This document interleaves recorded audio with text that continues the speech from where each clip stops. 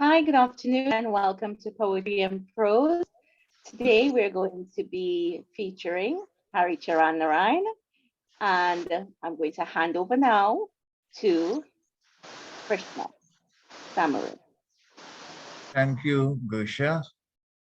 Thank you, Moti, for the opportunity of sharing this session, a second opportunity I have been given.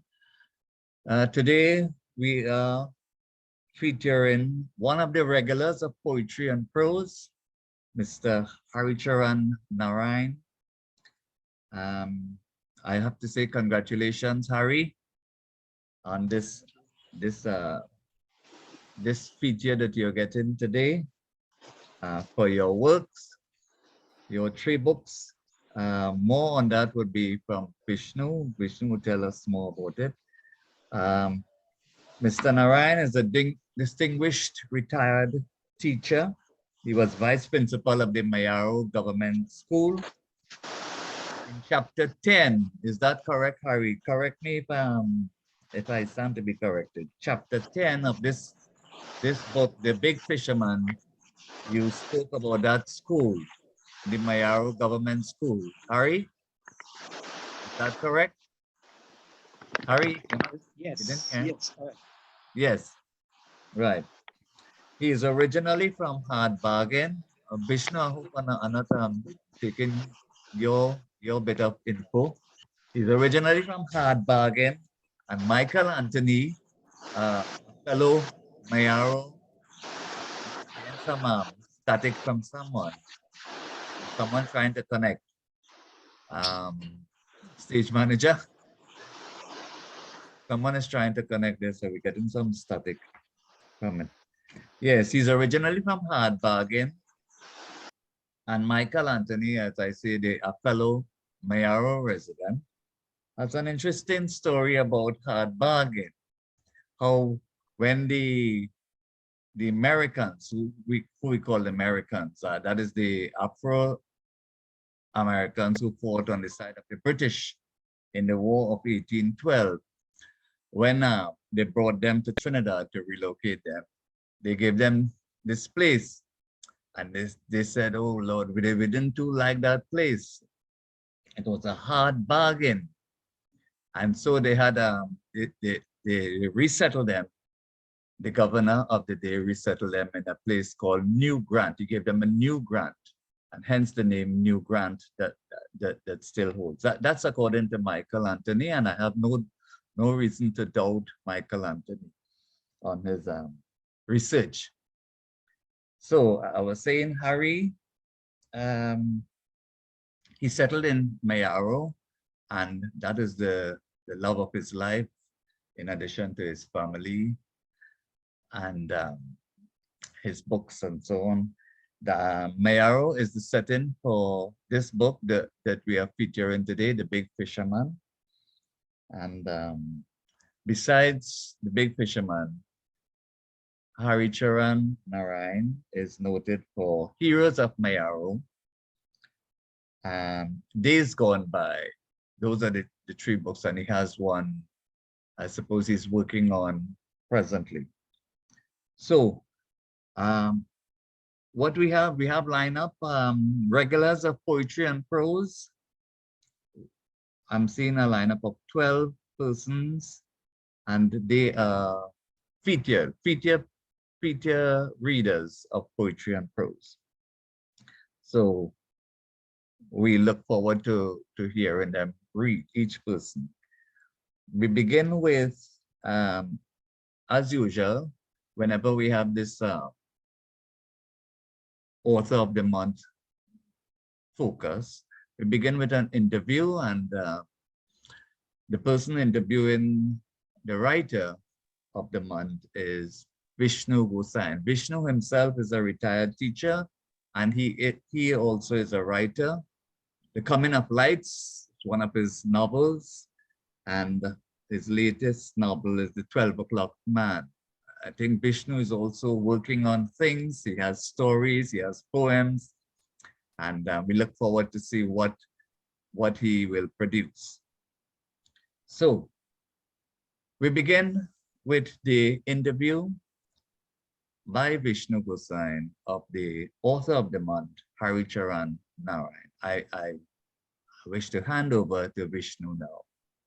Thank you. Hi, Harry. Welcome. Hello. Harry's muted. Oh, Harry is muted. Are we here now? Tell me. Hi. Yeah. Hi, Harry. Welcome. Thanks. Hello. Thank you for having me. We have a few minutes in which to get through quite a bit. So I'm going to give you a first book that in my days gone by. And your latest, The Big Fisherman, is also set in Mayaro. What is so special about setting your book in Mayaro? Tell us something about this setting.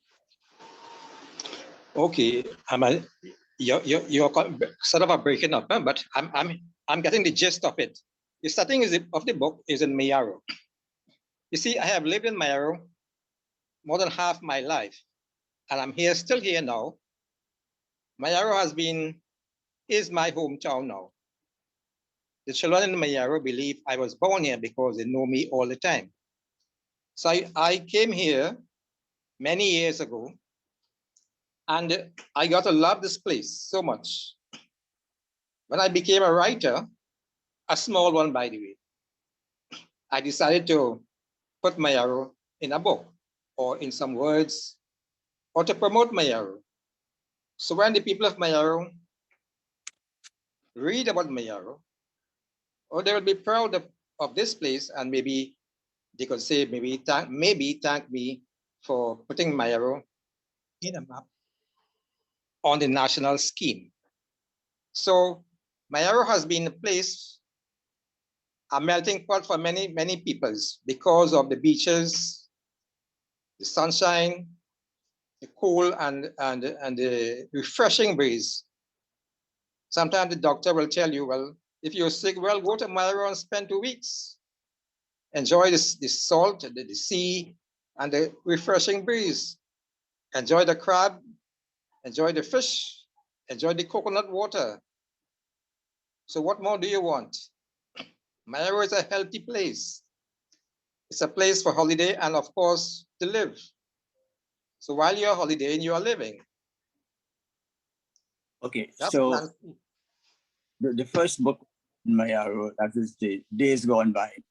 And in the second one, The Big Fisherman, how do you compare you are still in Mayaro, writing about gentle stories about days gone by, schools and whatnot, catching birds and whatnot. And now you come to The Big Fisherman.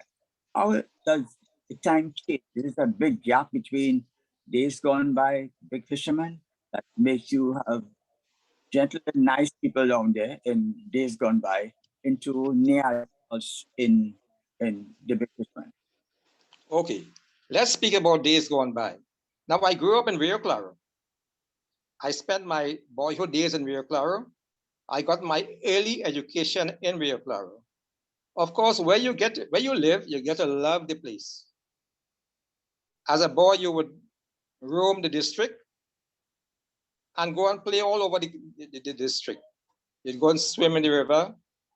If there's a river, you'd go on your maybe catch birds, you line with the boys, you suck oranges, and you go in the bush and all over, you walk all over Rio Claro. So Rio Claro has been very close to me also because of my boyhood days.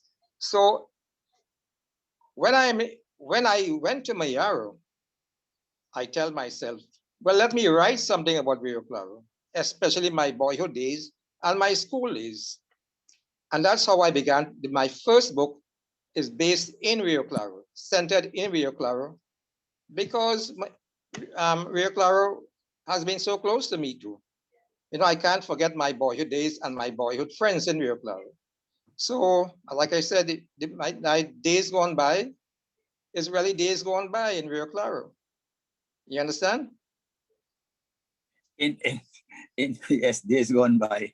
In Heroes of Mayaro, I'm wondering now that if when you went to live in Mayaro, if you had seen anything or anybody outstanding, anything remarkable that wanted you to become somebody just a little bit more than teaching, Oh, yes.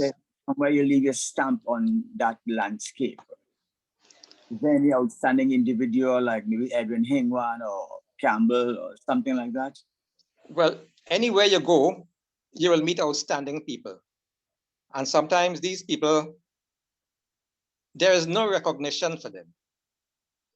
So when I did some work in Chaguanas, and I think you were there with me in Chaguanas, doing the work in Chaguanas, writing about these famous people in Chaguanas, I said, well, why don't I do something here in Mayaro? And the work in Chaguanas set me off to do the similar work in Mayaro. So I have met, I have spent over 40 years, I've lived over 40 years in Mayaro. And I have met all the important people here. I have lived with them, I have interacted with them and see their strengths. Well, maybe a few weaknesses. And I decided to put them in the print form, so that those who are not recognized nationally, at least will be recognized locally here in Mayaro. And of course, there are a good many of them who were born here, grew up here, and made a sterling contribution to the community in Mayaro. And of course, I must mention Michael Anthony. He was born in Mayaro, and he spent his school days in Mayaro.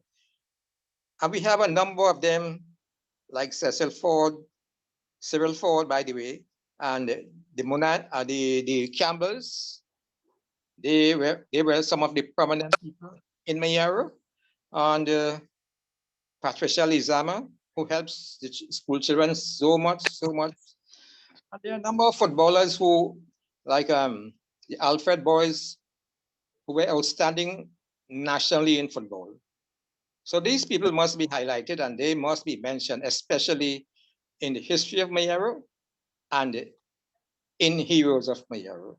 You must find some people outstanding, not only in education, in sports, in culture, in arts and all these things. Okay, we have about 2 minutes left, if so many minutes. Tell me something briefly about the Big Fisherman and Mayaro itself. Okay, the Big Fisherman, of course, is centered mainly in Mayaro. Now, the Big Fisherman, I had started that book a few years ago. I wrote 2 chapters and I did not know how to proceed. So in the meantime, I wrote other books. When I had finished those other books, The Cosmic Child, Sitaram, and even Days Gone By, my second edition, Days Gone By. So I said, what am I doing with this book? So I took up my computer and I began to use the keys and so on. And I began to use my little brain. And my little brain took me along the pathways, and the book came out. And I did not know how to proceed. I had met a stone wall, a brick wall, an iron wall, a steel wall. But somehow the wall got broken down. And in the process, the book was written and completed and published. And I think it's, in my own little opinion, I think it's a pretty good book because, people have fashioned some of the characters of the people in Mayaro. I wanted to promote the small man, the fisherman in Mayaro.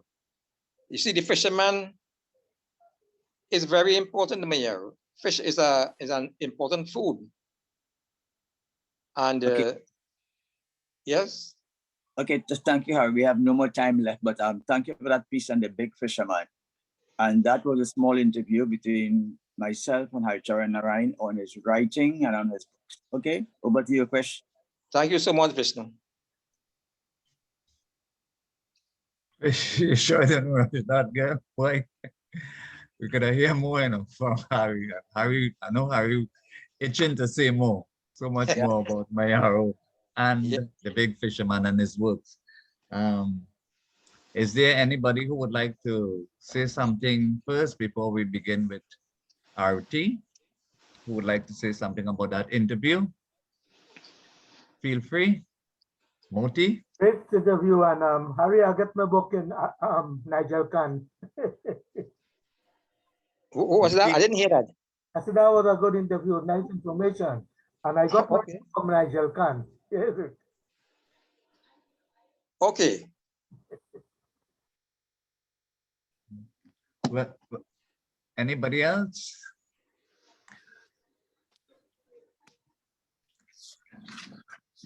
It was nice to hear that Harry was able to get over writer's block. He called it a stone wall, and was able to.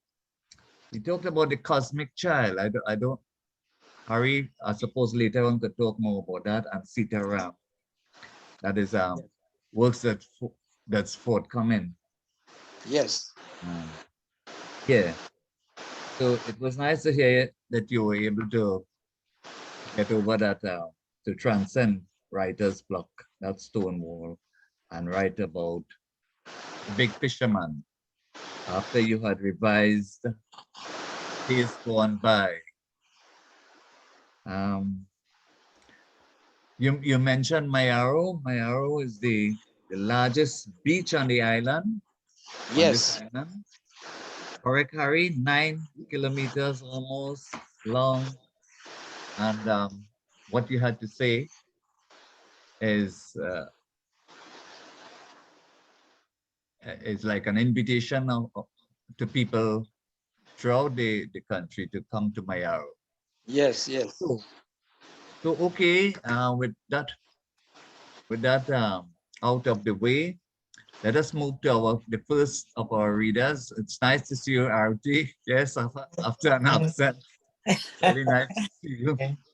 I have what I want to say to the persons reading, all the persons reading, except for myself, I have no idea what excerpt you're going to read. So I would appreciate it if the persons reading can say what chapter they're reading from, what aspect, what episode, to give us an idea of the to get the context of the work in place.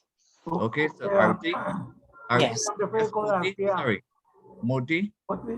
This is the order that Harry sent it to me, so Yeah. I expect it's the order in the book. But Okay. give me a name, and I All got right. the book too later the name, so it's episodic.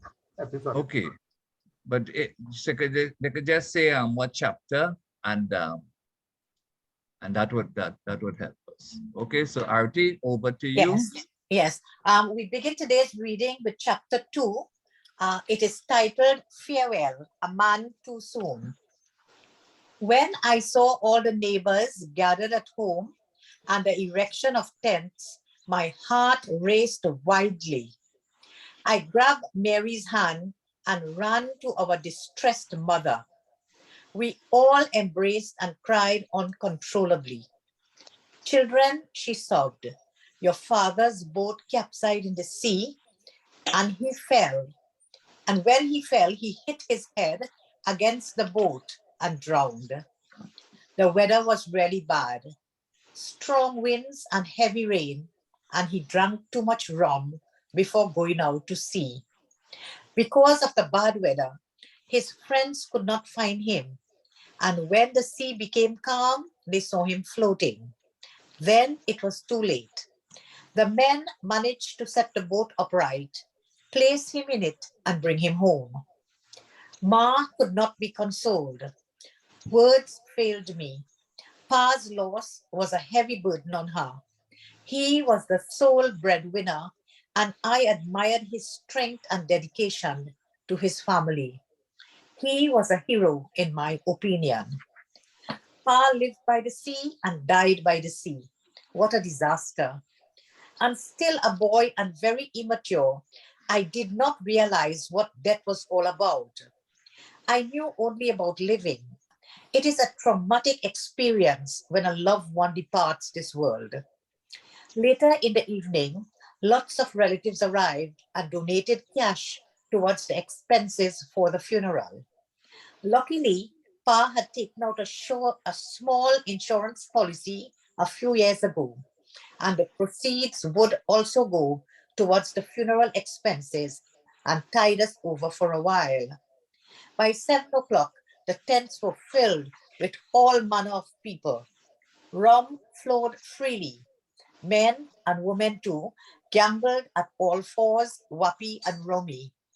Men smoked marijuana openly, unafraid of the legal consequences. On the menu were black strong coffee, crackers, and cheese sandwiches.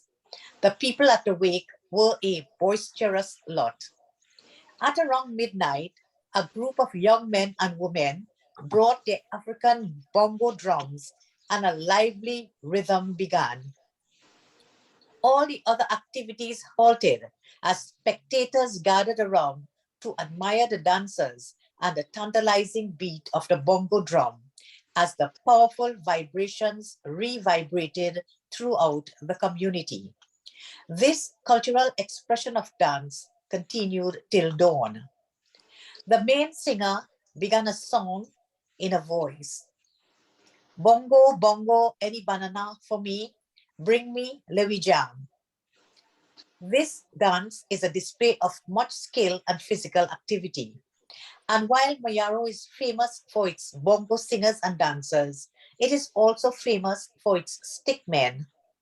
Two drunk men grabbed 2 pieces of bamboo and carried to do battle. Everyone laughed as Copperhead and Snake just went through the motions. Pa was very popular, and the entire village turned up at his wake. My brother James, though the eldest, was young and inexperienced in such matters and was greatly assisted by one of our uncles. The next day, after an elaborate ceremony, Pa took his final journey and was cremated on the bank of the Ottawa River at the Mafikin cremation site under Hindu rites, ashes to ashes, dust to dust. All the fishermen took the day off to pay their last respects to an old friend. Some of them sped by in their pirogues up the Ottawa River near the cremation site as a tribute to their fallen friend. There was more weeping and wailing as the fire blazed and consumed the body. Pa's remains were deposited into the slow-moving waters of the river, which would later merge into the waters of the Atlantic Sea. Bigfoot played a major role in Pa's funeral. In such a forlorn state, Ma did not cook, and because of the generosity of our neighbors, we were able to have sufficient to eat. Marianne did not go to school for a week, and the school administrators would understand that her absence was due to the passing away of her father. The principal and some of the teachers were present at the cremation, and they expressed condolences to Ma. I did not speak with them, and I had no intention of informing them of my decision not to return to that hallowed institution. When they could, the neighbors and friends kept Ma's company and chatted with her. My brother James visited regularly, and each time he gave Ma some money. One day, after having made up my mind, I confronted Ma with my decision. Ma, I began with great courage. I am not going back to school. What? She exclaimed. You crazy or what? The plastic chair on which she sat in the veranda squeaked. It was an old white chair that was turning gray with numerous scratches and had seen better times. Peter, she said firmly, you must go back to school and get an education. Education makes you wiser, and you can get a good job. All the neighbors' children going to school, and Mr. John's daughter just started university. You know government paying all the fees now?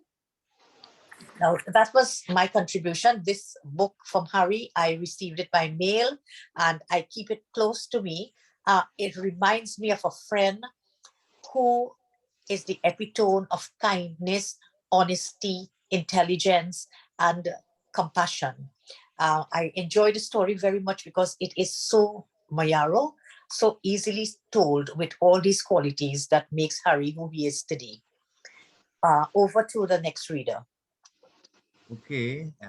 Anybody else would like to thank you, Arati, for that lovely read and explanation. Is there anyone who would like to make a comment on RT's contribution? What I'd like to say is that we are introduced to, from RT's reading, we are introduced to some of the main characters in the novel. His brother James, the narrator is Peter. His brother James, there's a reference to his sister Marianne, and of course his parents, Ma and Pa. And this was a crucial moment in the novel when the father drowns and the boy decides to become the big fisherman. So I'd like to move on now. Anybody? All right, I'd like to move on to Cynthia. Cynthia, introduce what you have to read about, and it's all yours. Thank you very much. I am very happy to read this. The title is The Big Catch. All told, the catch brought in $15,000. This was quite a large sum of money. Pa had never been so successful, and I wondered whether his spirit was present and giving me guidance. Now, to divide the money according to the law of the fisherman, which states the owner gets half of the total amount, $7,500. The captain gets 2 shares and a commission from the owner. The rope man gets 1.5 shares. The cork man gets 1.5 shares. The lead man gets 1.5 shares. Is it lead or lead? I didn't think of that before. Anyway, the tote engine man gets 1.5 shares. The mending net man gets 1.5 shares. And the sailors get 1 share each.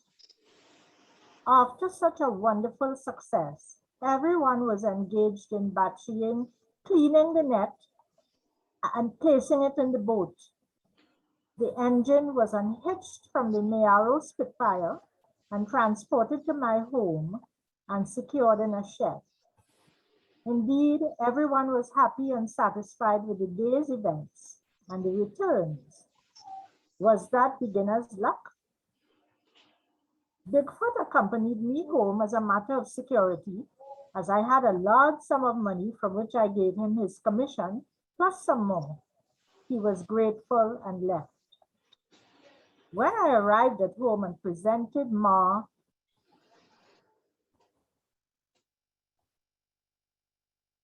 with all the money, she was ecstatic. God bless you, my son, she exclaimed. You are a truly blessed child, and you are doing a man's job. He hugged me despite my wet clothes and advised me to deposit the money in the bank. My spirit soared. The news had already spread of my great success, and of course, there were some who were envious of me. A boy to boot, having accomplished what they never did in their lifetime.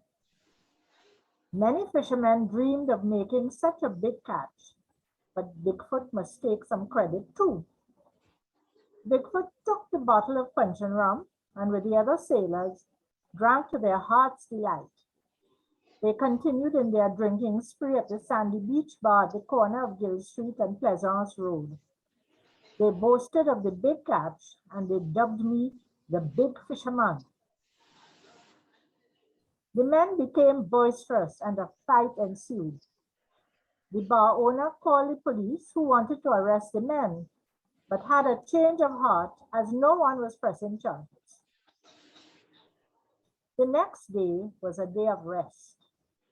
There was some mending to be done to the seine, as there were some gaping holes due to the massive weight of the fish. Bigfoot took care of that task. Ma took some of the money and bought some groceries at the nearby supermarket.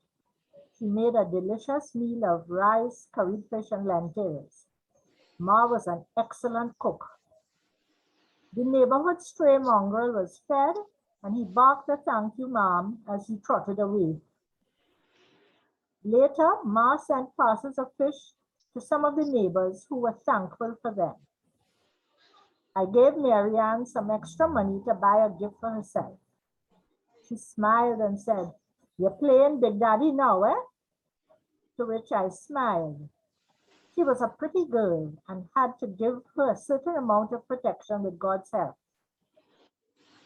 I left and went to my room, switched on the fan, and lay on my bed, pondering on my sister's remarks. Playing Big Daddy. Can a young teenager do a man's job? Did I make the right decision? Time and true grit will tell. I had made up my mind to quit school and take care of my mom and sister. I must stay focused on my goal, and with God's help, I will and must succeed. In such a mood, I fell asleep and found myself in another dimension. Thank you. Thank you, Cynthia. You're welcome. That was from chapter 3, an excerpt from chapter 3. So we are moving, it seems, according to the schedule that Harry sent, chapter by chapter. Any comment? Anyone? Any response? Okay, that was a lovely read by Cynthia as always. And I haven't started reading the book yet, so listen to the excerpts. It's sounding just like, one of Michael's Anthony coming of age book. Thanks. Yes, we see the development of the story, how it's going. Peter is biblical. He's the big fisherman, and Christ called him to be fishers of men. And he was one of the first disciples. And Peter is also the first pope when Christ said, "Thou art Peter, and upon this rock I will build my church." So there's biblical references to the big fisherman in this work. What I found interesting is his immediate success in taking over from his father. $15,000. That's a lot of money.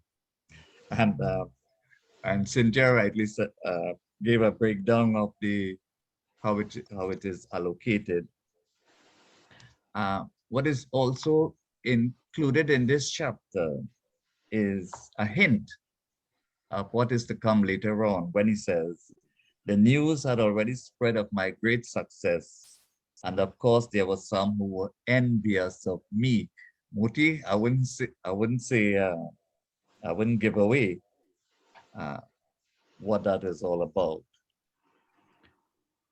So if there's anybody else who would like to make a comment, if not, we go on to Gersha. Yes. So Gersha. Yes, sorry. Yes, Kasi. Yeah, I'm glad about that Yes. explanation. Like to hear Kasi make his these comments in between, We need this feedback. Yes, Kas. Right. Good afternoon, everybody. I'm happy to get that clarification on Peter, because the story that I will be reading, there's a person called Peter. So I now understand where it comes from. And I think that eventually, because of the great success, people in the village began calling Harricharan Peter. The name stuck on him, it seems. So I'm glad for that clarification. So I wouldn't have to ask the question as to who is Peter in my story. Thank you. Okay, Cass. Oh, right. So let's move on to Gersha. Gersha, all yours. Hi. Thanks for allowing me to read. I don't have a title or a chapter, but if we were on chapter 3, I'm assuming this would be chapter 4. You let me know. What that man wants me to do, complained Ma. He wants me to starve. I grew up eating rice and flour, and now that tells me to avoid those things. My father used to plant lagoon rice in Rio Claro, and we used to store a ton of rice in a bag in a big box under the house. I interjected, Ma, you could still eat some, but not too much. Diabetes is very dangerous sickness and can destroy many organs in the body, especially the heart, eyes, and kidneys. She said. I don't know that, but we'll see. Ma seemed not too worried about her ailment. Despite the ailment, Ma continued to perform her normal household duties. My sister, now age 16, was not allowed to help with the housework as she concentrated all her time and energy in her studies. But she must at least clean her room. Many times she had told me that she barred housework. Marianne had grown into a very pretty young woman. For my part, I enjoyed doing some of the housework, if only to ease the heavy burden of my loving mother. I enjoyed baking bread, pizzas, making fish broth, and barbecuing fish and chicken. Marianne enjoyed my cooking very much, but I did not know if she wanted to boost my ego, as she was grateful for my double role at home. The repairs done to the house lasted about 3 weeks, during which time the boat was idle. There was no income, and a considerable amount of the savings was used up, which caused a bit of worry for Ma. The beauty of the house outshone all the nearby ones, and there must be some envious neighbors. While liming with a few friends, they encouraged me to try my luck at the lotto booth next to Chin Hong's bar. Well, I bought 3 tickets costing $15 and placed them in my wallet. It was the first time I had ever gambled and forgot to check the numbers the next day. Did you check your cashpot tickets, Peter? One of my friends asked. No, I said, I forgot. Well, let's go up the road and check. At the lotto booth, my friend requested a printout, and both of us checked our tickets. His numbers did not match the winning tickets, and he threw them into the bin. He took my tickets and gazed at them for a few moments. I was not too anxious. Then my friend shouted, Peter, you won the blasted cash pot! Really? Are you serious? I asked. It was then I began to show some interest and took my tickets and looked at the winning numbers. I did win.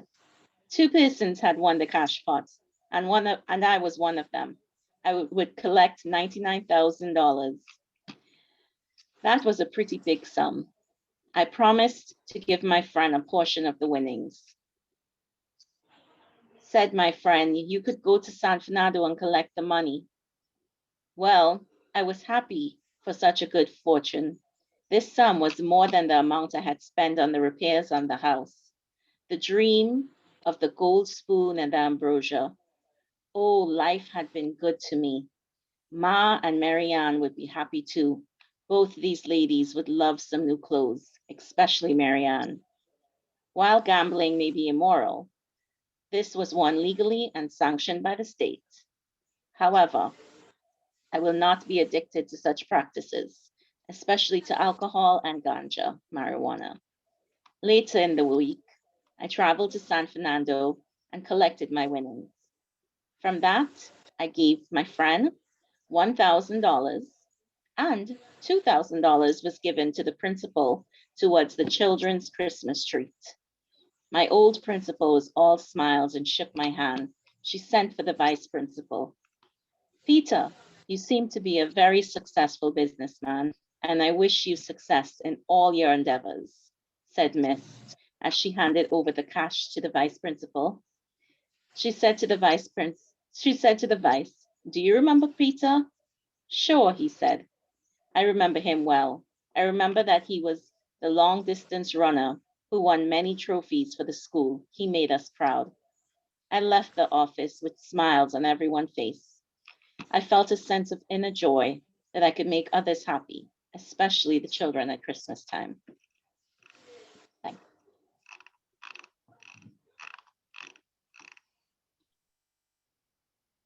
Thank you, Gush. Gush Welcome. of the sweet voice. Gush, that was from chapter 5. Oh, okay. But there is a reference to chapter 4 when he talks about the dream of the gold spoon and the ambrosia. That dream is introduced in chapter 4, and it explains a lot of his success in this gambling, lotto and cash pot, $99,000. So you see, he moved from 15,000 from the catch to this sudden luck now, and it is like the angel of his father helping them in this way. Anybody would like to say anything before we move to the great man Moti? So we are moving again. A reference to envious tears comes back. So this is Harricharan, the writer, dropping hints about what is to come later on in the novel. Envious tears. And then his sister growing up, you will see her development in the novel also. And of course, Ma as the pillar of his life.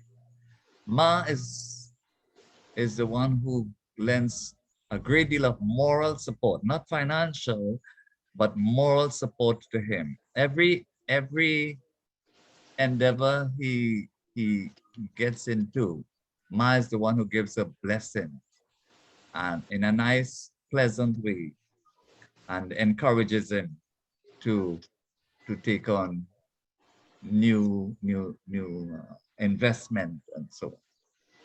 So, anybody would like to say anything about Gersha's reading? Okay, so we go on to Motilal Budu Singh. Gersha is the founder of Poetry and Prose, and we thank her for that. But she always is quick to add that Moti is the one who keeps goading her into getting the program going. He's like the producer, while Natasha is our stage manager. So, Moti, the floor is yours. Thank you, Krishna. You know, we are a great team all together. We all have made this show great, and thank you. And I just want to show off. I get my book at Nigel Khan. Okay, this is an excerpt from, I think it's chapter 5. One evening, news spread that 2 fishermen had gone out to sea and had not yet returned. Their families had feared for the worst and asked for help.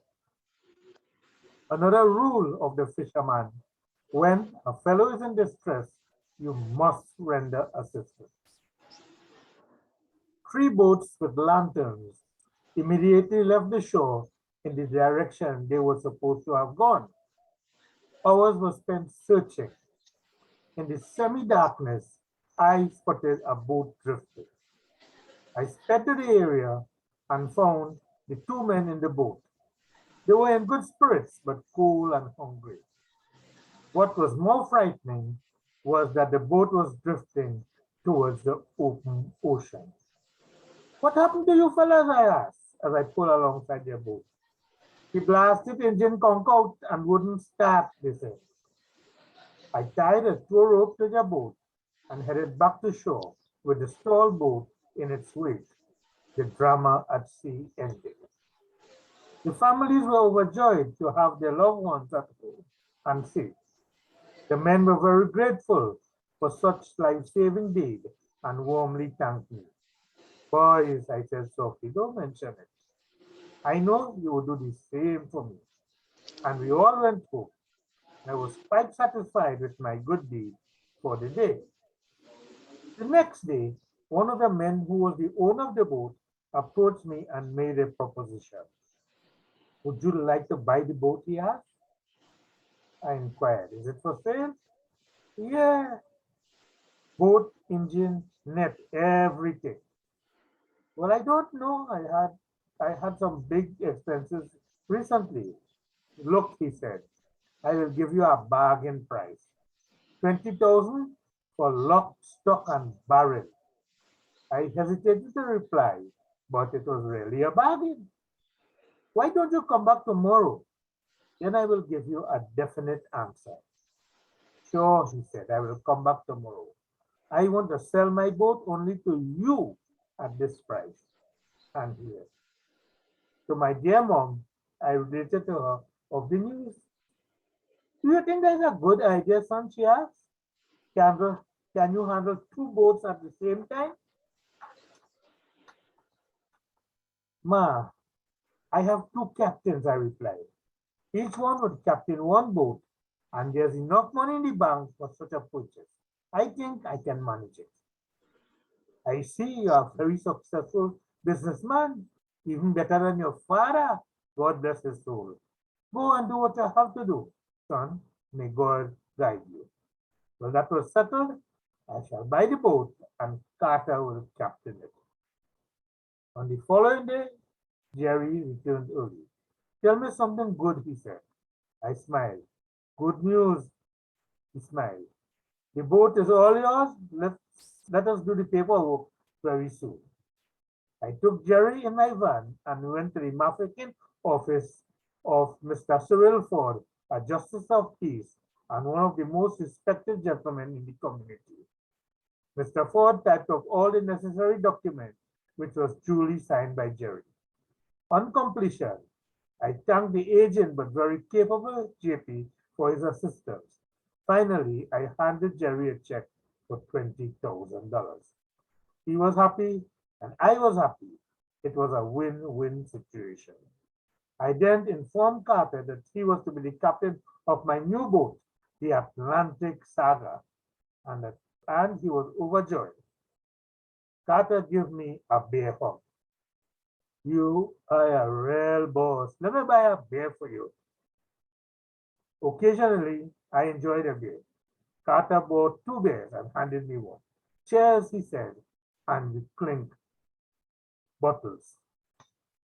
Thank you, Harry, for this opportunity to read, and thank you for listening. Thank you, Moti. If you had a beer and I had a beer, we could have clink glass.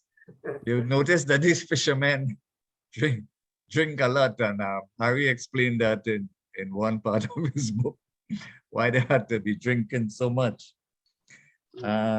So here is another. Cold, boy, out of the sea cold. Yes, correct.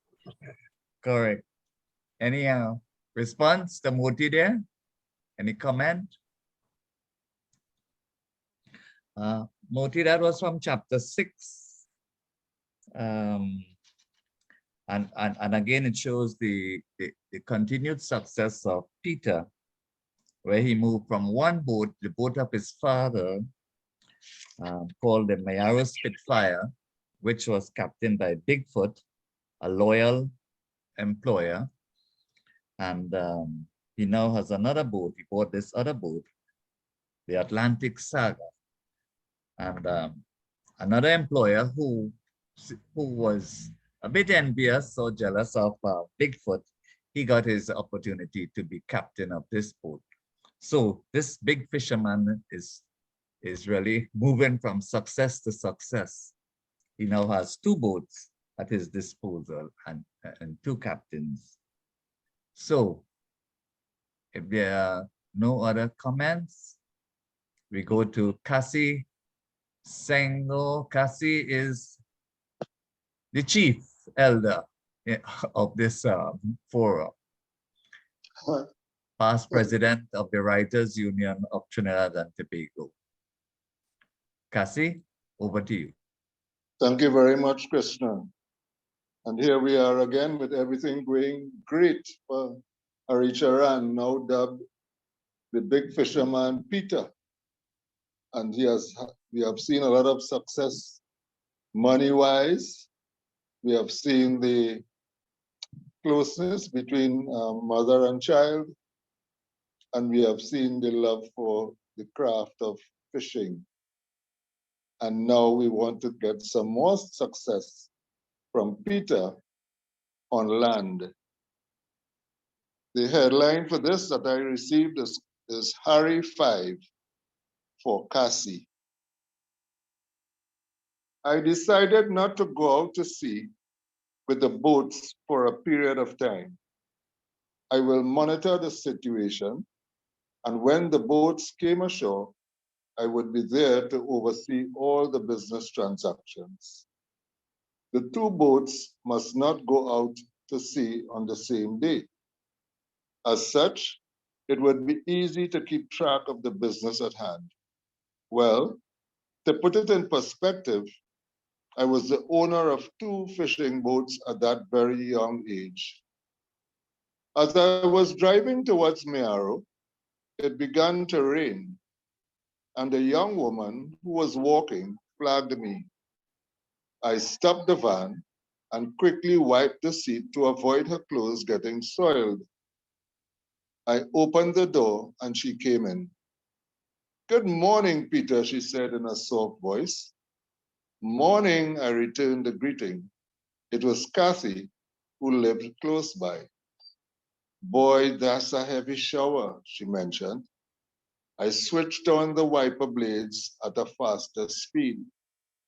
This young lady gave me the shock of my life about what she said next. "Peter, don't you like girls?" she asked. Really, I was at a loss for words. Why would she ask such a question? And we have never spoken before. "Did you hear me? I asked you if you don't like girls." I replied, "Why would you ask such a question?" "I just want to know if you are a wrong side boy," she stated. "A wrong side boy?" I repeated. "What is that? You mean you don't know what I mean?" Kathy seemed to be interrogating me. The raindrops were pelting at my pickup. I was just pretending. "I pass you by so many times and you never made a remark or say something," she said. "All those other boys make some nasty remarks, but I ignore them. Even the older men too." "Look, sis, I'm really a busy man. Please don't call me sister," she interrupted. It was a thunder shower. Boom, boom, boom, boom. Thunder and lightning. "Oh my God," Kathy exclaimed, "like the world going to end." Water was streaming at the sides of the road. "Well, Peter," she raised her voice because of the noise of the sudden downpour. "From today, if you pass me straight like a needle again, I shall wring your neck like a fowl." I burst out in a fit of laughter. The audacity of that girl. If I had made such a remark to her, she would have run to the police. "So, you're laughing, eh?" she remarked. "Did you ever see a man wring a fowl's neck?" "No," I quickly replied. She said, "Well, the man would grab the fowl by its neck, spin it around a few times to break its neck, and then throw it on the ground. That's how it's done." "So you will do that to me?" I asked. "Well," she answered, "if you ignore me one more time, you can't imagine what I will do to you." I laughed aloud again. Peter, look at me, she softly ordered. I stopped the vehicle, put it on neutral with one foot on the brake pedal. I stared at Kathy. I did not realize that she was so beautiful. She was neatly dressed and her perfume was, well, had a pleasing aroma. Her parents were of mixed heritage. Her father was of African and Spanish origins, and her mother of Indian and Carib origins. Kathy was a true Trini. Peter, don't you like what you see? I smiled again. You are a very pretty girl. I'm a woman, not a girl, and I work at the bank. Now drop me off at the bank. I pressed the clutch pedal, changed to #1 gear, and drove Kathy to the bank. The rain had stopped, and she stepped out saying, don't forget what we discussed and don't tell anyone. That was such an unbelievable incident that left me flabbergasted. Kathy was an amazing and very outspoken young woman. I could not really tell anyone about this little encounter. In my mind, I laughed. Times have changed. I was so busy taking care of my mom, sister, house, boats, and managing the business. I had little time for myself or for the opposite sex. It would appear that Kathy had a big crush on me, and I did not know that. It had to be overbearing for her to make such bold remarks. I remember the Prince of England was on the beach in Australia, and this girl ran up to him and kissed him in his mouth. There was no aftermath to the incident, but if it were the other way around, there would have been serious consequences.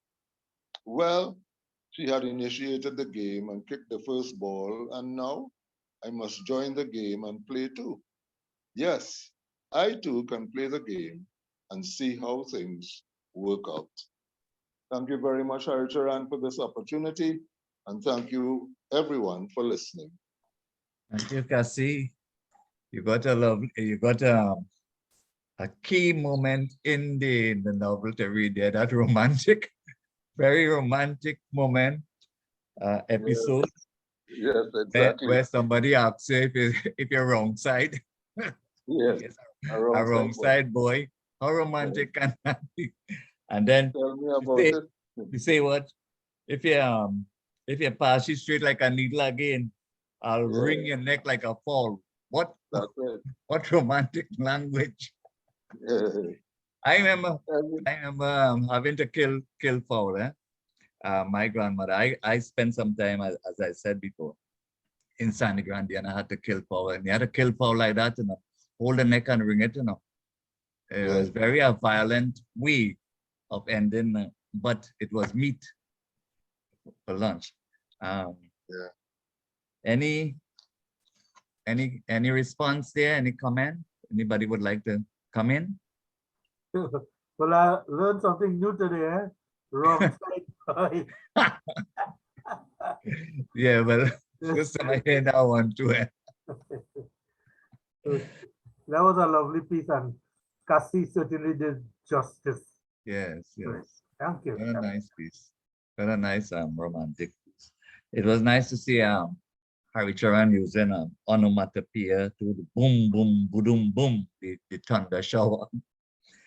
And here we are introduced in this chapter to Kathy. I'll just say Kathy. A true Trini. True Trini because she's mixed heritage. I don't want to let out more about Kathy. So the next person I understand is Krishna Samaru. I know that fella enough. The name rings a bell. Anybody wants to say anything about that meeting, that episode, that romantic episode? The game, she had initiated the game and had kicked the first ball, and now I must join the game and play too. Anybody? about your first romantic meeting with the person. Krishna, I think we all just want to hear more of the story. So All that's right. why we're not commenting. Okay. All right. So we go to Krishna Samaru, and I have to read from chapter 8, Kathy, my dearest. My life was filled with sunshine and gentle breezes. I seemed to have the Midas touch. And the gold spoon and ambrosia, everything was in my favor, and my space resembled very much like heaven and earth.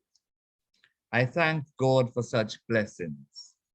Every morning I rose before 5 and performed my spiritual exercises, one of which was to thank the Lord for such bounties He had conferred upon me, and my family. My family was indeed enjoying the best of things. Marianne had written her exams and had done very well. She had obtained 6 1s and 2 2s. Ma and I were so happy with the results. She had moved on to the 6th form and studying for the advanced level subjects. She was a very capable student and applied herself well to her studies.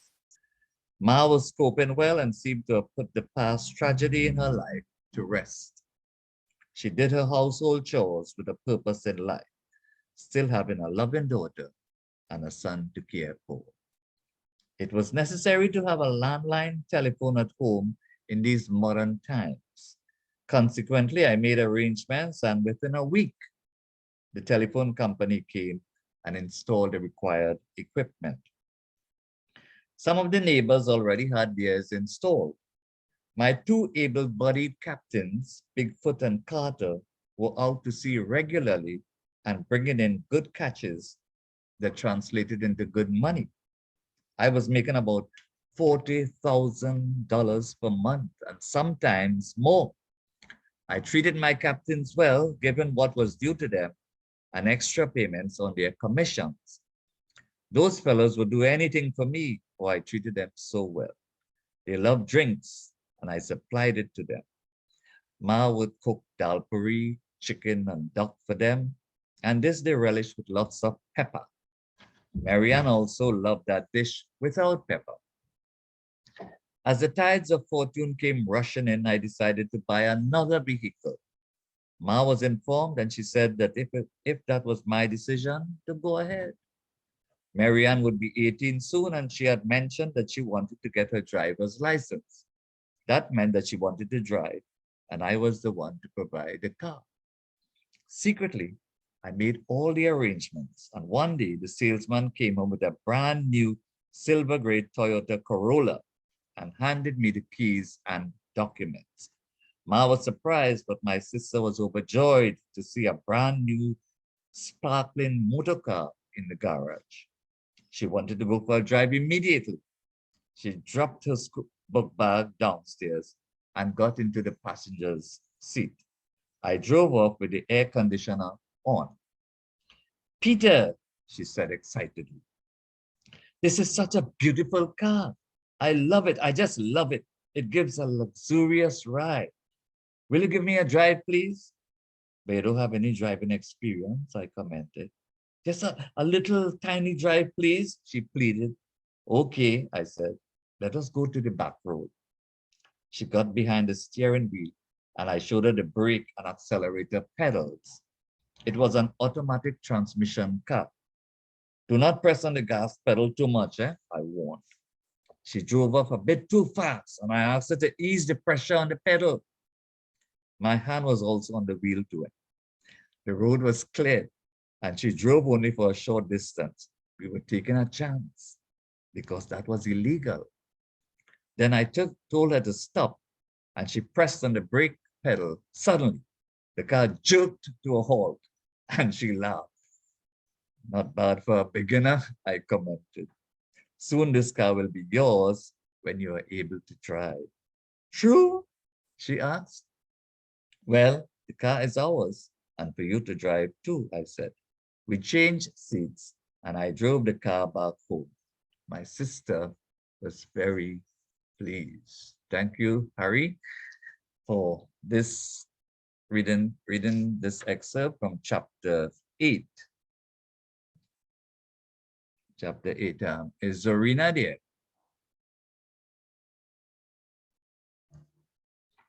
No, Zorina is not here, but Zorina is- Leslie would read. Zorina is not there. Leslie Leslie would read her piece? Yes. Okay. Okay, so I turn you over to Dobla Essence, Leslie Ann Beckles, one of our regulars at Poetry and Prose. Thank you. Dobla. Thank you. Good afternoon, all. I'm reading an excerpt from chapter 7. Several days later, Carter, who lived at Peter Hill Road, invited me to a little get-together at his home and asked me to bring something. In the evening, I carried a case of beers and 2 bottles of rum, as I knew what it was all about. When I got there, almost all the fishing crew were there. The party had already begun. Music was blasting at a very high volume with a Jamaican reggae dominating the airwaves. The people in the neighborhood seemed to tolerate the fetting and the accompanying loud music. I opened the trunk and took out the drinks. One of the boys came and assisted me.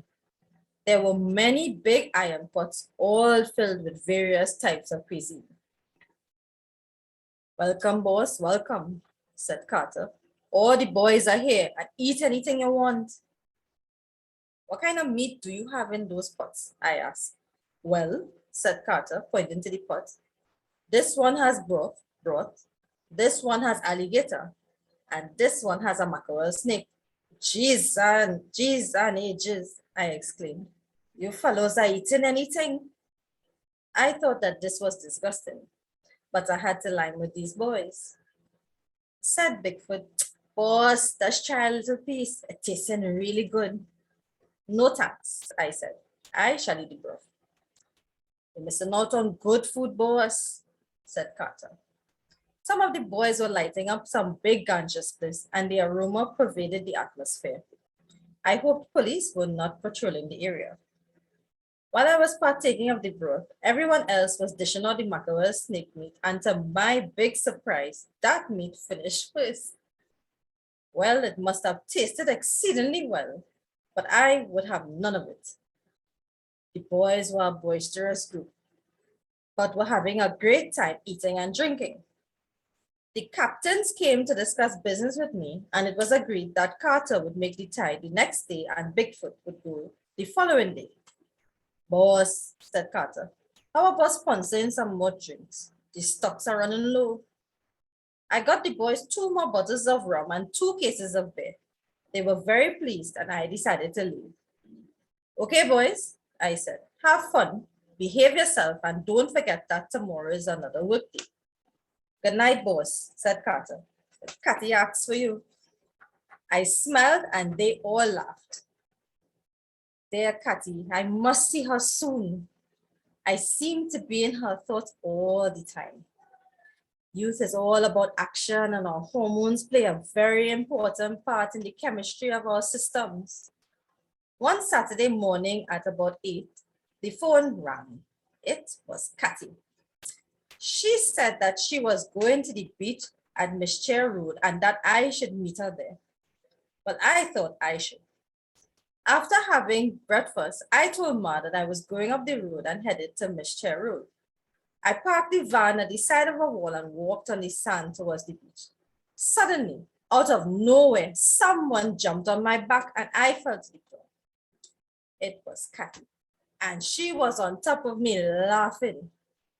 I got up with her still clinging onto me, and I ran to the water, and when it was deep enough, I dived into the water. She stood up and dived at me, and we both fell. She was wrestling with me again. I lifted her up and threw her in an oncoming wave, the force of which capsized her. She quickly got up and hugged and kissed me.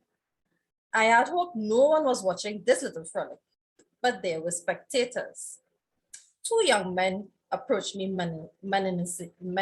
menacingly. I stood ready for any eventuality. I was no pushover.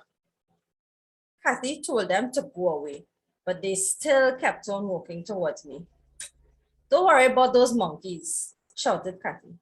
That remark seemed to have incensed them. Unknowingly, Bigfoot was nearby and was looking on intently and intervened. Brother man, roared Bigfoot. If you only touch that fella, I will break all the bones in your body, both of you. And Bigfoot let loose a barrage of expletives. The boys had no answer for Bigfoot. His towering size and tone of voice had the two men scampering. I was grateful for Bigfoot's intervention and protection. He said, "Don't mention it, boss. We will have a little drink later." Of course, I said. Bigfoot went on his way. Thank you, Mr. Narine, for the honor. Okay, and that was Douglas Essence in her dramatic way reading from chapter 8. That was in chapter 8. We go to Vishnu. So we are moving. We move from chapter 2, 3, 5, 6, 7, 8. We are moving along. Vish? Yes, I'm ready already. Okay, I'm reading chapter entitled Ma Meets Cathy, A Unique Marriage. And this is one of the juiciest parts of the book, it seems. I went to bed with thoughts of Cathy and the future. Our meeting and the discussion were profound as she had put words that stirred my emotions. Sleep was not my companion that night. There comes the time for everything. Is it a time to fall in love? The phone rang. It was Cathy. Hi, dearest. What are you doing? Well, I replied, I'm in bed and can't sleep. Aha, she quickly stated. Remember I told you that I would give you something by which you will never forget me? Well, you got it. And let's see what happens from here. Cathy, we need to talk tomorrow, I said. Ha ha ha, it's working. It's working already, she commented. Don't you want to talk it over the phone? No, I don't like to speak of such personal things on the line. You want me to come over now? She asked. I replied, that would be great, but not possible. I can come right now if you want, Cathy said in a positive tone of voice. Let's not complicate things, Cathy, dearest. You see, you shall be mine forever and ever. Amen. The conversation ended. Things were happening too quickly. I recently met this girl and this little love drama was changing scenes too quickly. The next day, Bigfoot went out to sea with a Mayaro Spitfire to cast his net and to trap some marine creatures to feed the hungry. Life thrives on life, and this is an endless cycle.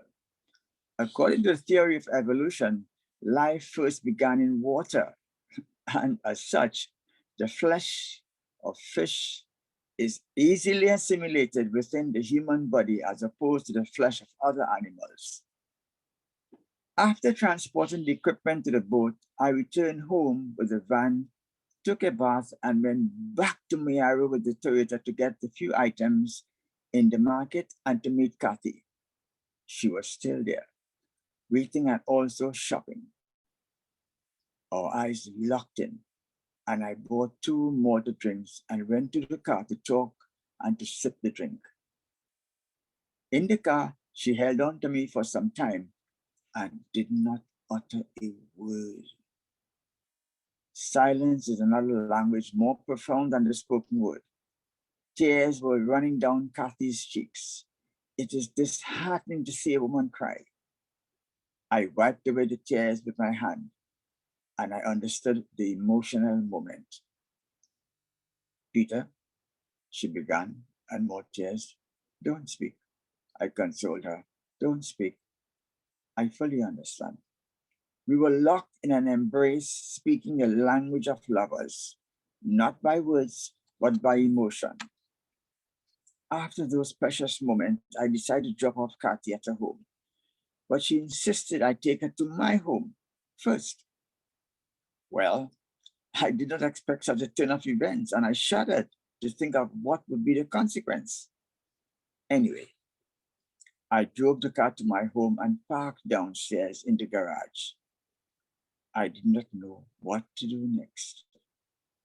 Marianne came downstairs and approached the car, but when she saw Kathy, she began to smile and went back upstairs.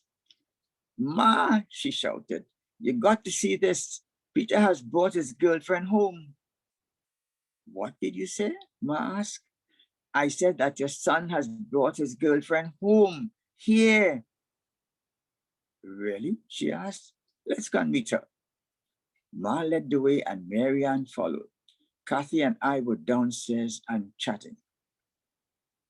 I was very nervous when they came. "Peter," said Ma, "come, let's meet your friend." I hesitated. Finally, I introduced Kathy to Ma. "Ma, this is Kathy, my friend." Ma went and hugged Kathy, and she smiled. So she was pleased with the situation. Marianne joined in to greet Kathy. "I asked Peter to take me to his home to see you all," said Kathy. "Sure," Ma said, "no problem. Shall we go upstairs and have something to drink?" I felt a relief. Things were turning out just fine. Ma already had some pots on the stove and she turned off the burners. Kathy said she would like some tea, and I made coffee for myself. "So," Ma began, "are you and Peter very good friends?" "Well, yes," Kathy said. Kathy was more determined than brave. She would go to great lengths to bring us together and to initiate the proceedings. "But," said Ma, "what about your parents? Do they know about this friendship with my son?" "Not really." Kathy took a sip of the tea that contained sugar and milk. Ma served the tea in her finest china. She looked at me and smiled coyly. "You see, my dear," said Ma, "if Peter chooses a girl, I will accept her in the home as my daughter-in-law. He is mostly in charge of things here. If you are serious about this relationship, you should inform your parents about it. In good time, I will tell them." Kathy sipped more tea. Marianne, who was present, was silent and kept on smiling. "Thank you, Harry. This is a juicy piece. I like it. And I think this prepares the way for a little bacchanal, I would think, wouldn't it?" Thank you, Vish. Yes, that is Vish in his professional authorial voice reading. I see, looking at Harricharan's face there, I see he's smiling. Some memories hitting him, some memories hitting him. Carrying your first your girlfriend home. It is always a momentous occasion. You never could tell how things would unfold. So we go back to Douglas Essence for our next reading. Her slot. This is the slot that she was for. Take it over, Leslie Ann. Yes. Right, so I have 9 here from chapter 9. When all work was completed and all monies paid, I collected $2,500. Well, that was a fair return, and that cash would be used to pay for the materials and the workmen should they need advance payment. At about 4 p.m., I went to pick up Kathy at the bank with the car. "Would you like something to eat before we go home, dear?" I asked her. "Sure," she said. "I am famished. I had a hard day today. What about some fried chicken?" Of course. I drove to the KFC outlet. I think I should also get some for Ma and Marianne. She would be home anytime now. "You look fabulous, babes." Kathy smiled that sexy smile. I ordered 4 boxes and paid for them. We went home to eat the contents at leisure. At home, Ma greeted Kathy. and I with a broad smile. I handed her a box of the chicken and fries. Don't spend too much money in buying food outside, Ma admonished us. And these foods are not healthy. I have already prepared food for you all. We will eat it later, Ma, I said. Ma did eat a piece and fries and some fries. Kathy and I went in the bedroom to eat, and I to tell her of my decision to add a bathroom to our bedroom. And with all the extension, we will be having hot water, a new TV in this room, a new bed, and air conditioning. All that, Kathy asked in great surprise. All that, I remarked, for my bride and my princess. You do love me, my dear husband. I want you to love me all the days of my life, and I will give you double loving. You are the world's greatest boyfriend and husband. Thank you, babes. Marianne had come from school and was delighted to have the chicken and the fries meal. She seemed tired, but in good spirits as she ate the meal. How is my new Bougie doing? She asked. I'm doing fine. And how was school today? Kathy asked. Fair, replied my sister. Work is hard, but I get along. Today, the principal addressed our class and gave us a pep talk about the school not having ever won a scholarship in its history. He said that he would be very proud if at least one of us can do it. He smiled and looked at me. Well, good luck to you, sis, said Kathy. Thanks, but that's a Herculean task for me.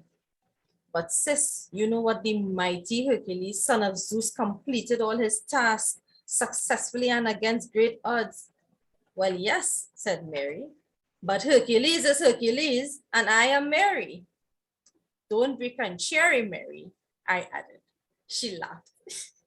Thanks again for the honor of reading your pieces, Mr. Narine. Thank you again, Leslie-Ann, for that lovely rendition. That was from chapter 11. We now go to Shahira. Shahira, all set?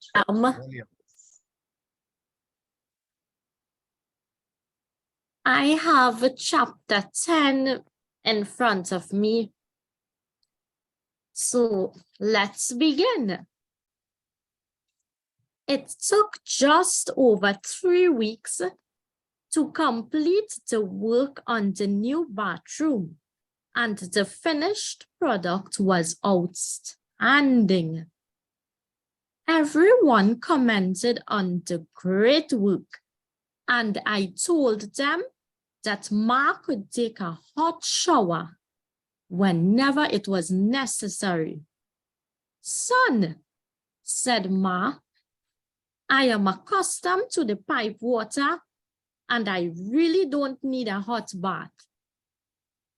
Within a few days, the Mayaro cable TV had installed the cable so that the family could view the many different channels and be entertained at home. Technology had finally come to Mayaro. Kathy was delighted with the new accommodations which were installed especially for her. Sleep was more comfortable with the air conditioning, the new bed, and a comforter. Add me to the list. To increase the strengthening of the bond, I bought some new outfits for Kathy. And to balance things, Marianne received some new items of clothing too. One night, Kathy and I were discussing matters in bed. You know, honey, she said, I miss my parents, but my father and brother so hard on me. I know, but you must call your mom sometimes, I said. There was a pause. Soft music played. She continued, Peter, honey, do you believe in heaven and that it is such a lovely place to be? I said, all the holy books mention of a heaven where good people go after death. Hear what? And listen carefully, said Kathy. I don't want to go to that heaven.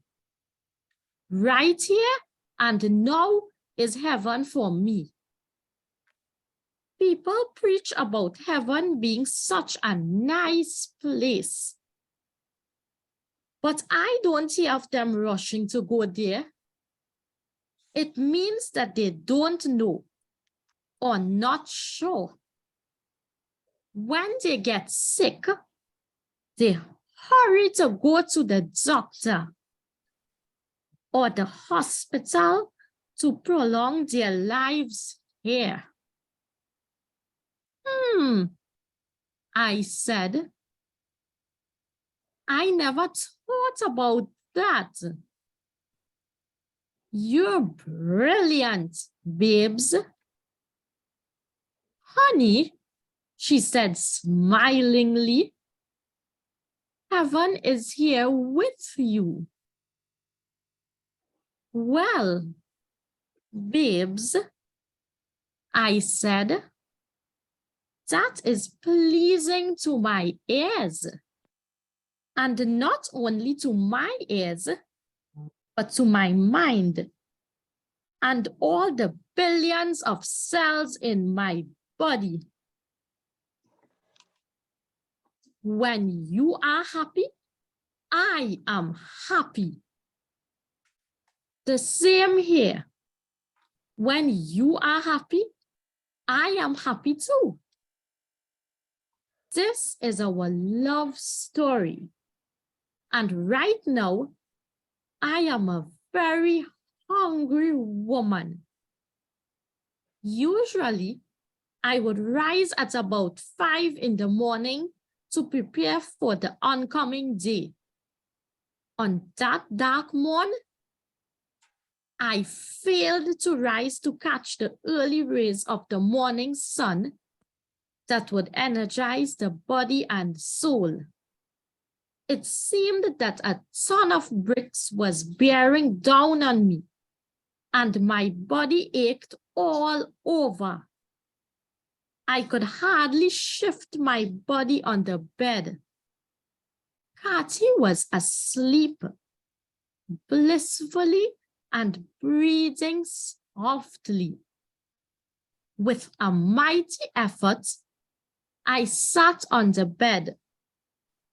My entire body was enveloped in pain. I needed help, but I did not want to wake Kathy. I dragged myself and went to the kitchen. I said to myself, oh, what a disappointment I am. I just took Kathy as wife, and now I am in such a miserable condition. I am not afraid to die. But who will care for my new wife and my mother and sister? These thoughts flashed through my mind. Hell had come to visit me. Ma saw me leaning on a chair for support.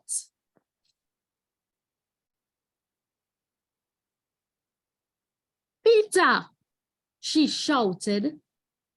My God, what is wrong, son? Ma, I said softly, I have a lot of pain. Did you tell Kathy? No, Ma, let her sleep. Come, Sit on the couch and tell me where it hurts, said Ma with great pity and emotion. Ma, I have pains all over my body, I said. With the little commotion, Kathy and Mary Ann awoke and quickly came. Kathy grabbed me and began to cry. Oh, my baby, what is wrong with you? Babes, something is terribly wrong with me. Kathy held on to me and cried loudly. Then all the women were crying. A doctor, said Kathy, amidst tears. We need to take Peter to a doctor right away. We need a driver for the car, said Ma. Don't worry, said Kathy. I can drive, but I don't have a driver's license yet. All the police are asleep and nobody will know. Immediately, and with some difficulty, I was taken to the car with Kathy at the wheel and Ma and I in the back. Be very careful, babes, I said. I didn't know you could drive. Don't worry, honey. There are no vehicles on the road so soon and no police around. I was in no mood to argue as the pain was overbearing. Kathy drove to the hospital nearby. They were assisted by an orderly who wheeled me in a wheelchair. There was an African doctor in attendance who did the diagnosis. He gave me an injection and prescribed some pills. Kathy took us back home and she surprised me with her driving skills. At home, she gave me a good massage with coconut oil. I felt much better, with the hope that all would be well in a short space of time. I was in fairly good shape and was able to walk with a little difficulty. Mary Ann went to school and Kathy went to work. Knowing that I was feeling better, Ma was at home with me and she almost forced me to eat breakfast. I ate a little and drank some coffee. This made Ma happy as I went to bed and fell asleep. In that sleep, I found myself in dirty, filthy waters up to my throat. People were passing by and saw me, but offered no assistance. Although I cried out for help, I was jolted from my sleep. That ailment seemed to have a mind of its own, and when I woke up, the horror of that pain returned, even worse than before. When in pain, men don't cry out, but I groaned. I ate my pain, so they say. I perspired profusely and my clothes were all wet. No more sleep, and no more rest. Ma came into the room and saw me writhing in pain. I could have seen the pain in her face also, as a flood of tears oozed from her eyes. Only a mother can experience her child's pain. The doctor's medication was useless. Ma was in a quandary. She called a neighbor who was a good friend, and she came. And that's it for me on today's episode of Poetry and Prose. Hope you enjoyed. Thank you, Shahira. Shahira with a very precise enunciation of words, taking her time. Thank you very much. Yes, and to render it well. That is from chapter 12.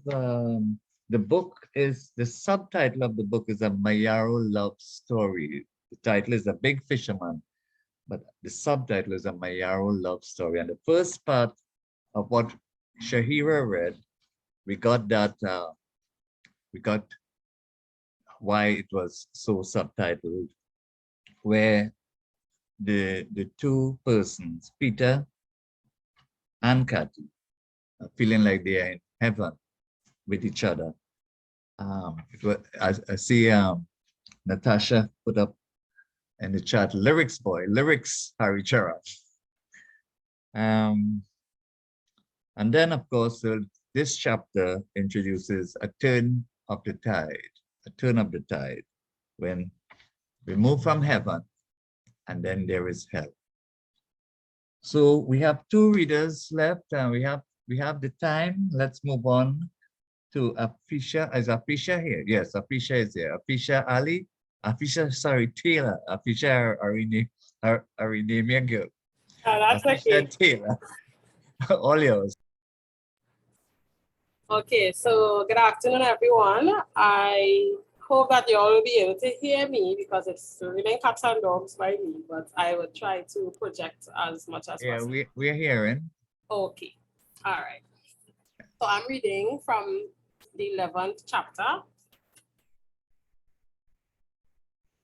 Siren blared as the ambulance quickly made its way past Ottawa Village, the ocean, the melon fields, the coconut estates, the swamp, through Manzanilla, and finally to the town of Sangre Grande, through Ojo Road, then to the hospital.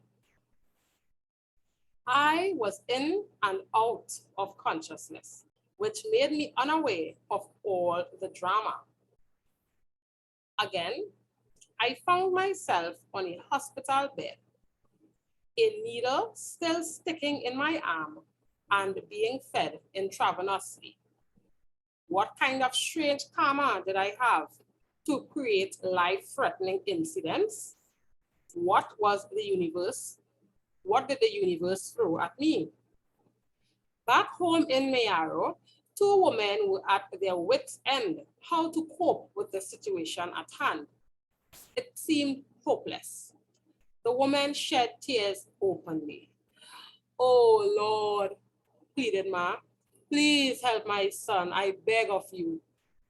The women hugged each other and wept. "Ma," said Kathy in tears, "if something terrible happens to Peter, God forbid, I will have no reason to live anymore. I will kill myself." "No, no, no, daughter, no. Please don't say that. If both of you are gone, I will die of grief," said Ma. "Don't say that, my dear, please. I love you all too much." "Ma, how can I live without Peter? I have confessed all my love to him. I can't love any other man again. I don't know how life could be so cruel," she cried. "Daughter, nothing bad will happen to our Peter. You will see. I will fight with the devil for my son.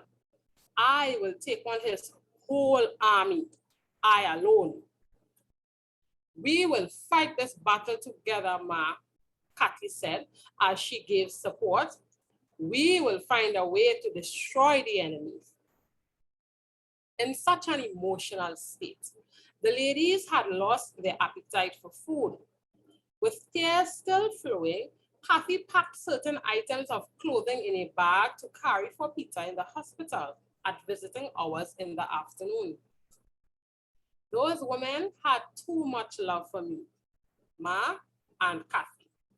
With so much love for me, I felt contented and had great satisfaction. It is good to be loved, but there must be reciprocity. As such, I must face all the struggles that may appear along the journey and overcome them. Bigfoot was calling outside at the front. He had brought some money and Ma collected it. What's really wrong with the boss, Ma? He asked. We really don't know, Ma said. We have taken him to several doctors and everything has come to naught. We don't know what to do again. My son's life is slipping away. Look, said Footsie, I love Peter and this family, and I would like to see things go good with you all. But, you know, something is not right here. You say the doctors can't help, but you must try something else. And what do you mean by that? Asked Ma. Well, hear what, said Bigfoot.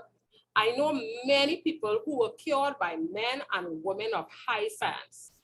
You know what I mean? Some people call them obia men and women. Witchcraft. They use their strange powers to fight and ward off evil. Some people use their magical powers to harm others, while others can undo the evil that has been sent to overpower them. You think somebody has done some evil to my Peter? Asked Ma. It's highly possible, said Bigfoot. Doctors can't help these people, so you have to try something else. There's this woman in Moruga. Her name is Mama Zulu, and she is very, very good. I know where she is living, and I can take you there. Okay, Bigfoot, Ma said. Thanks for the advice, but you know that Peter is in Grandy Hospital. No, I didn't know that. Well, you see what I mean? Take Peter from the hospital and take him to Mama Zulu before it's too late. Okay, Footsie, Ma said. Thanks again. We may need to go see that woman. Bigfoot left. Kathy was listening intently to the conversation. Ma, said Kathy, do you remember what Miriam said to Peter this morning? Ma thought. No. Well, she was joking and said that Peter had a zombie in him. And she could have been speaking the truth. You hear what Bigfoot just said? Peter is very successful and someone might be jealous and trying to put a spoke in his wheel. But who will want to do that, my dear? Asked Ma. We don't worry anybody. We don't hurt anyone and we don't have any enemies. Kathy said, out of jealousy, Ma, they will want to bring us down. That's reason enough for them. No, Kathy is an intelligent girl, thought Ma. I never thought of that. If this is the case, said Kathy, it is not within the scope of doctors to help Peter. I shall go to the hospital later with the necessary things and see how he is progressing. Then we'll make a decision. Ma said, daughter, I leave everything in your hands and God's. He is your husband, and I know you have his best interest at heart. We have money at home. Take how much you want, and may God bless you all. Not yet, Ma. I have enough to take care of things for the time being. So the two women cooked lunch and ate sparingly, because of worry and stress. While it is sound advice to tell someone not to worry about matters, how can one avoid that mental state when a loved one's life is in danger? Truly, it is not practical. Stone-hearted to do so? Maybe. The end. Thank you, Fisher, for that dramatic rendition. And I know we have more drama to come when Natasha gives her reading. The course of true love never did run smoothly. That is what Shakespeare said, not so? The course of true love never did run smoothly. And you expect with this love story, something to intervene. And we did have the objection of the father and the brother earlier on. But in this case, in this novel, Harricharan decides to introduce the element of obia, witchcraft, whatever, the supernatural. So we go on now to Natasha. All over to you. Thank you. Happy to be here. Chapter 12. I went in search of Dora, the monkey woman, so everyone called her. She lived at Grand Lagoon and hunted all by herself. Dora had told a story of how she alone was lost while hunting and spent a night in the dense jungle.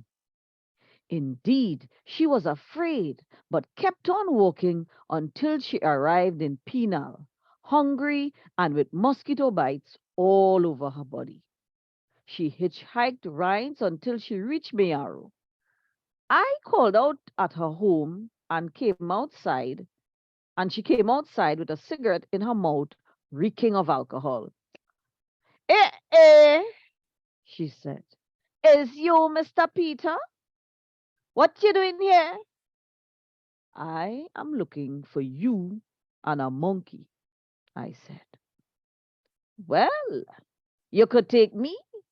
I look like a monkey. We burst out into laughter. Dora was drunk and was staggering. She asked, Mr. Peter, you really want a monkey? Yes, sure, I said. That's why I'm here. Well, said Dora, I have a small little one for sale, but that will cost you $100 plus $25 for the cage, a nipper punching, and a pack of cigarettes for me and my old man. Dora, let me see the monkey first. Sure, why not? She said. Come. She led the way to the back of her house. Dora virtually had a small menagerie. Several monkeys, 2 agoutis, a lap, several birds, a baby alligator, a wild dog, a large mackerel snake, 4 iguanas, a peacock, and an armadillo. I was surprised by the collection of animals. Now, Dora, which of the monkeys are you giving me? None of them here, she said. I have a nice little one in a cage there. She pointed to a separate cage in which there was a little howler monkey. It seemed pitiful. You like him? She asked. I hesitated. We promised Mama Zulu a monkey, and I must fulfill that promise. It was part of the agreement. Yes, I will take him, I said. Now let me go and get the rum and the cigarettes for you. In the meantime, you fix him up. I left to get the items for Dora. I returned and gave Dora the money, rum, and cigarettes. She brought the cage with the monkey and placed it in the tray of my van. She covered the cage and gave me some ripe bananas for the monkey. That monkey does eat anything, she said, even roti too. Now, don't let the police see you with that thing, you know. They could charge you, warned Dora. Thanks, Dora.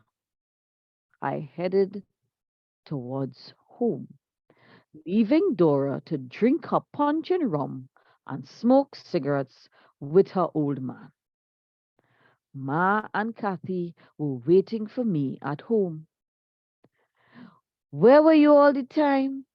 Asked Kathy, looking worried. Oh, were you worried about me, my little sugar plum? I smiled. She smiled. Ma went inside. She nearly bit me, and I ran. I brought something that was bite, I said calmly. What you bring? She asked. Come and see, I said, and uncovered the cage in the van. A monkey. Oh, the monkey from Mama Zulu. Yes, I'm going to Muruga tomorrow to deliver this monkey. And I going too, she said. Any objections?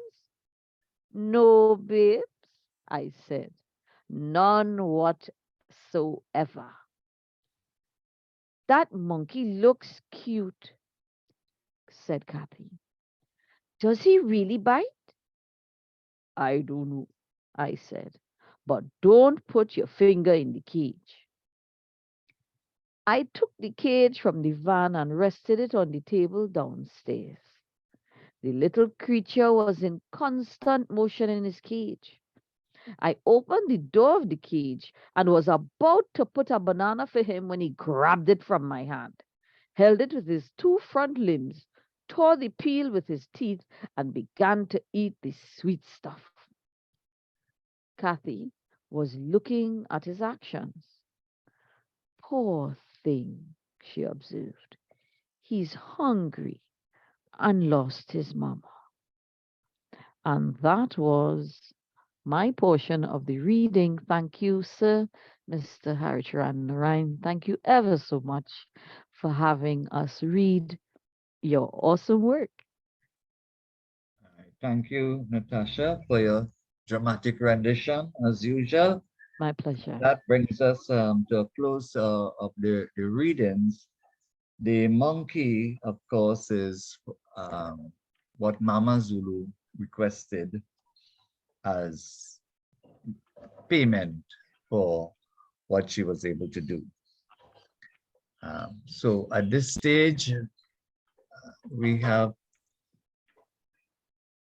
about 6 minutes to 3. If there's anybody who would like to now make observations, comments, responses, before I ask Harricharan to say something. Anybody? I see we have a guest, Amir Abdullah. I see you put up the poster, a nice poster you did for the forum. Thank you. Thank you for that. Thank you very much, sir. Thank you very much. Yeah. I'm really glad to join you here. Okay. Nice having you. Thank you, sir. Harry. Okay, Harry. I would like you now to make your responses. Over to you, Harry. Okay, are you hearing me? Loud and clear, Harry. Loud and clear. Thank you, thank you. I think this afternoon has been very, very wonderful. The readings were great, and I want to thank you all, you nice people. I want to thank you all for doing so much justice to me and my book. I'm so grateful that you all gave some wonderful, wonderful readings. I didn't know it would have been so nice. Thank you all so much. All of you who helped to promote my book, Poetry and Prose. I salute you. You are great. And I think we should continue our work with other people who are doing similar kind of work, poetry and prose. So once again, you have made I think I enjoyed listening to my own work. I enjoyed it very, very much. Thank you, all of you, for you nice people. Thank you so much. And good afternoon, and may all your work be very, very successful again. Thank you so much. Certainly, Harry, I could see on your face the delight in listening to these readers. Yes. Moti, I'd like to hand over to Moti. Moti, Thank that is you. the end Thank of you, my Vishnu. role. Over Okay, to Moti. well, we are nearing closing time, so I'd like to just make a few announcements. Okay, coming up, our next meeting, we want to have that on Tuesday, the 14th of February, and that is Valentine's Day. And this is a collaboration between Poetry and Prose and Nallis David Library. So we are getting together, and we have readers from our group and readers from the Nallis Library. We have the Women's Book Club.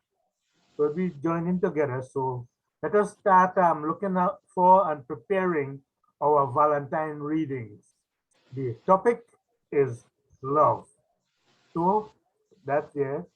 Then on Sunday the 19th, that's just before Carnival.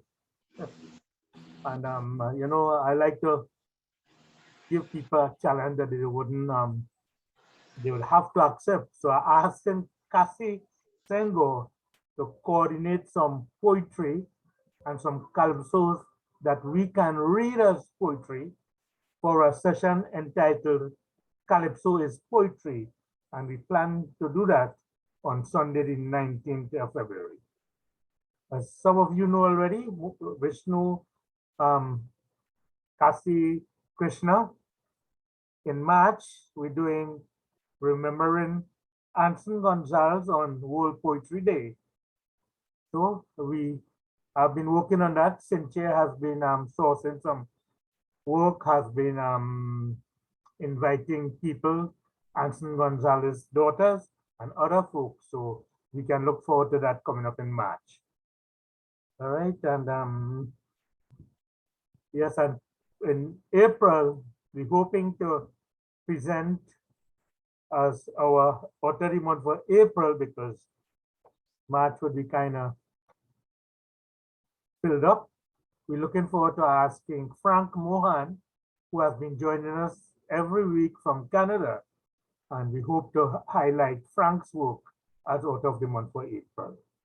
Okay, so I mean, I don't know if I'm sounding like a dictator here, but this is what I want to project for the next coming months. Any comments, please? Not dictator, but producer.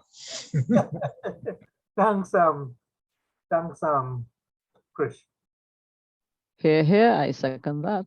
Producer extraordinaire. Yes, I'm learning from Natasha. Okay, one other thing, I don't know if Cassie is still here, because I wanted us to wish him happy birthday. Cassie's birthday was last week. And I also want to say that ask everybody to join us on virtual story time tomorrow. I've posted the link on the chat. And we will be doing tomorrow. We have in virtual story time, we have a section called the Double Shakonia Tribute.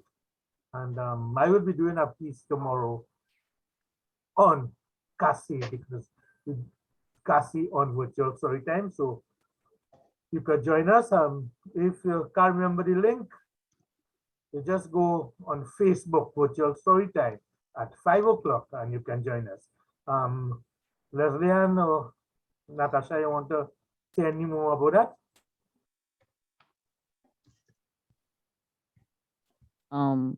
Well, just that we would love to have as many writers as we can, as many readers as we can. We at Virtual Storytime, we try to highlight local authors, local writers. So the more authors and writers we can get, we can showcase your work and we can big up Trinidad and Tobago because we are all Trinbagonians at the end of the day. And thank you for this opportunity to give a little plug to FRCC's Virtual Storytime and Miss Barnard and the rest of the team. Thank you. Okay, thank you, Natasha. So everybody could join us today. And I want to join everybody today in saying congratulations to Harricharan Narine for that wonderful work he is doing and for this wonderful book. I just got my book about 2 days ago, so I have to go back and read it. And I want to show Mr. Narine that he has whetted our appetite, so that we would go and buy this book and read more stories. We can only do a certain amount in this 2 hours time. So now I pass you on to Gersha for her closing remarks. Gersha, come in, please. Hi, it was a lovely story, Harry. I can't wait to get my copy. And I would like to thank everyone that came today, everyone that took time to read, and hope to see more sessions like this where we get to feature local authors and really just enjoy our culture. Thank you. Thanks, everyone. Okay, and I'd just like to again to thank Vishnu for the interview, Krishna for his work as MC, and our stage manager who keeps us online, keeps us in check. Thank you, Natasha, and thank you to all the people who come from Virtual Storytime. And I invite everybody from here to join tomorrow and every week on Virtual Storytime. Now, Poetry and Prose and Virtual Storytime, they highlight and they promote local authors. So once more, thanks everybody and have a nice rest of the evening. Hi, everyone. Okay, so Bye. stop the recording. Okay. Maybe anybody want to chat a little bit?